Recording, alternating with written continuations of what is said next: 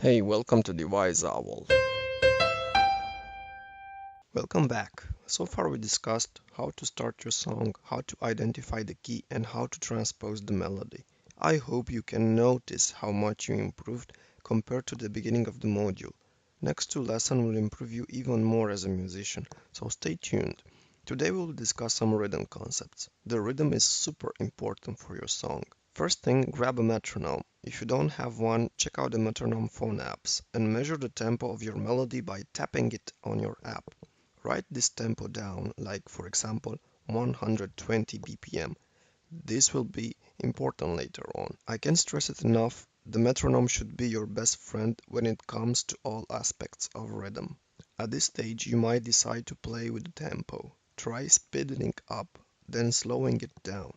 See if you can improve your melody by changing the tempo, and if so, record it again.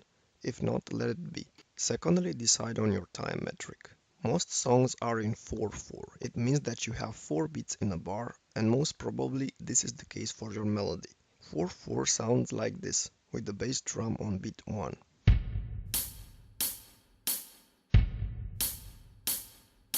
Another case might be the 6/8 metric that sounds like a waltz. Thirdly, you need to decide on which note of your melody you will start the bar. The first beat is the strongest time in your bar, therefore this note will be emphasized. Time 3 is as well strong, while time 2 and 4 are considered weak. Let's take an example of the same melody in 4/4 time, start differently, and hear the difference between them. First we will start the bar on the first note, then the bar will start on the third note.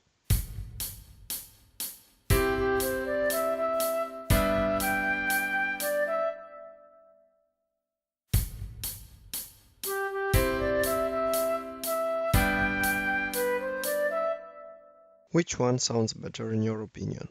How would you capture in written all this so that you can use it later? Let's go back to our second melody. Of course, the best option is to write it in the standard music score, like in the example. Notice how tempo is written as well. However, if you can't do that, consider to put down the letters for the notes and separate them in bars, like this. Do this with the help of your best friend, the metronome. Finally, again using the metronome, you should capture the duration of the notes. It's the relative duration of each note in regards to others. In our example, we will put below the letters L for long, M for medium, S for short.